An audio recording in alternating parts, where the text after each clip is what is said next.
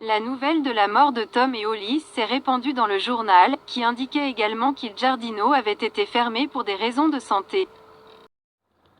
Liam frappe à la porte du bureau de Finn et lui demande s'il a une seconde. Il était à son examen médical annuel et voulait s'arrêter et lui donner du crédit. Finn a l'air confus. Liam vient d'apprendre que Sheila est en garde à vue. Finn souligne que des accusations n'ont pas encore été portées contre elle.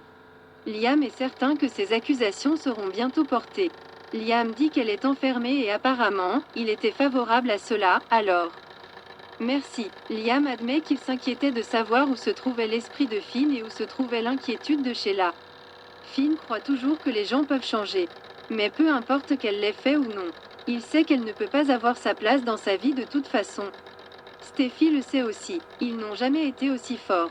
Liam devine que c'est lui qui lui envoie un message. Finn hoche la tête. Oui, Liam. Je suis. Alors qu'il met en garde Liam contre toute ingérence dans le mariage de Finn.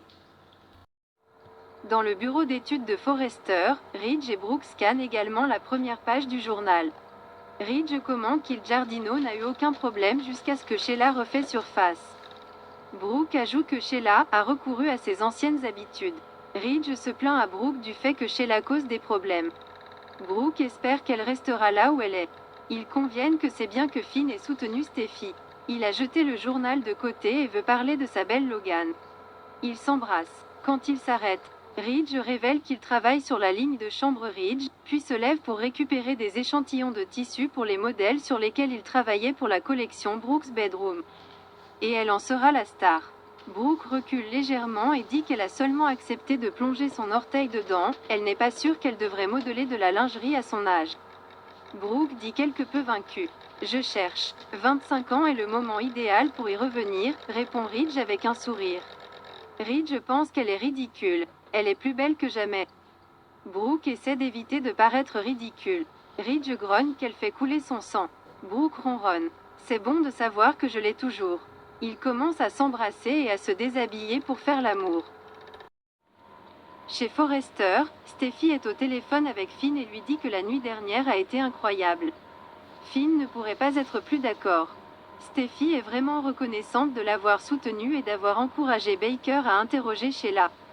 En lisant un titre de journal qui mentionnait la fermeture d'Il Giardino en raison de risques pour la santé, elle se demande si elle sera réellement accusée de ces crimes cette fois-ci. Hope entre et Steffi laisse Finn partir après avoir exprimé leur amour. Hope demande, Finn, Steffi dit oui. Hope dit qu'elle a entendu le soutien de Finn à l'idée que Sheila soit interrogée. Steffi le confirme. Quelle que soit la zone grise qu'elle pense exister pour Finn en ce qui concerne Sheila, elle a disparu. Il la soutient contre Sheila. Steffi se plaint que Hope est entrée dans la tête de son mari et lui a fait croire qu'il y avait une chance que Sheila soit une personne normale. Ce n'est pas vrai. Regardez ce qui s'est passé avec Hollis. Regardez ce qui s'est passé avec Tom. Steffi ajoute que toute chance que Sheila devienne une personne ordinaire fonctionnant dans la société a également disparu. Elle dit à Hope de ne plus intervenir. Ils doivent prier pour que justice soit rendue. Hope rétorque que Steffi a une liste de problèmes avec elle.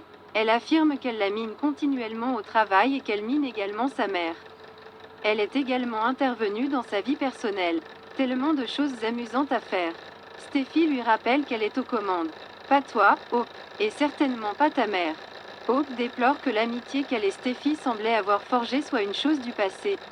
Les deux femmes se disputent à propos de la relation ratée de Hope et Thomas. Steffi pense que Hope peut être un peu manipulatrice. Hope sarcastique, dit la femme qui a manipulé Thomas pour qu'il quitte le pays. Elle pense que Steffi serait heureuse si Thomas était avec quelqu'un d'autre qu'elle. Cela la rend triste parce qu'à un moment donné, elle pensait qu'ils pourraient devenir amis, mais maintenant, cela semble presque impossible. Steffi dit qu'elle soutiendra toujours Thomas et ne soutiendra pas une relation malsaine. Hope marmonne, c'est ton point de vue. Steffi dit qu'il ne s'agit pas d'elle, mais de son frère. Il est passé à autre chose. Plutôt Hope l'acceptera. Hope l'interrompt. Elle leur a donné sa bénédiction. Tu as eu ce que tu voulais, n'est-ce pas suffisant?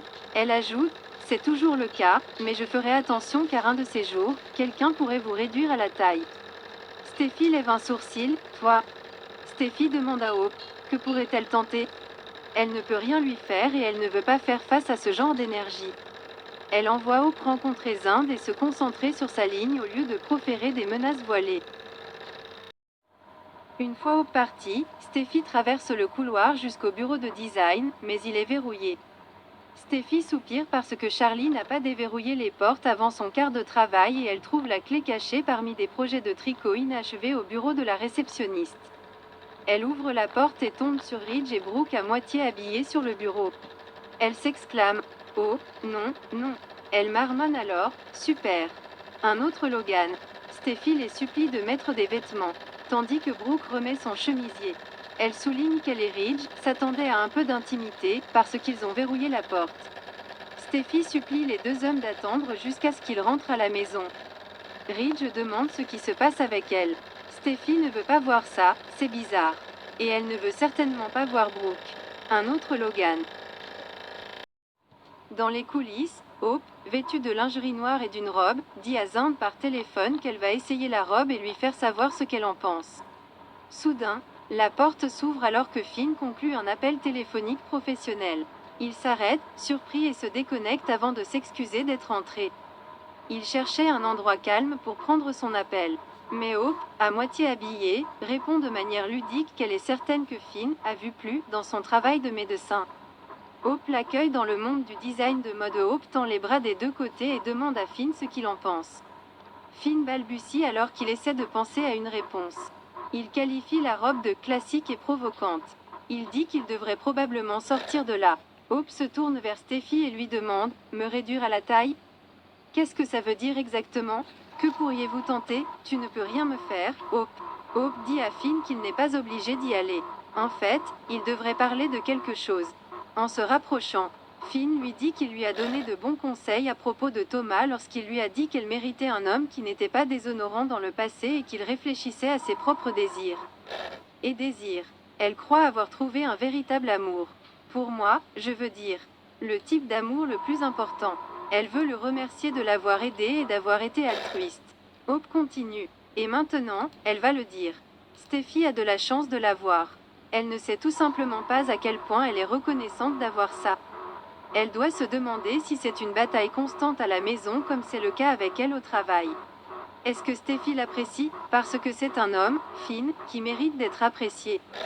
Elle veut dire, elle l'admettra même. Elle le trouve attirant et elle mentirait si elle disait qu'elle ne pensait pas à lui et à ce que ça ferait d'être avec lui de temps en temps. Finn lui dit qu'elle ne peut pas parler de cette façon. Hope le sait, mais ce sont des adultes. Une fille ne peut-elle pas rêver? Hope demande alors qu'elle regarde Finn d'un air séduisant.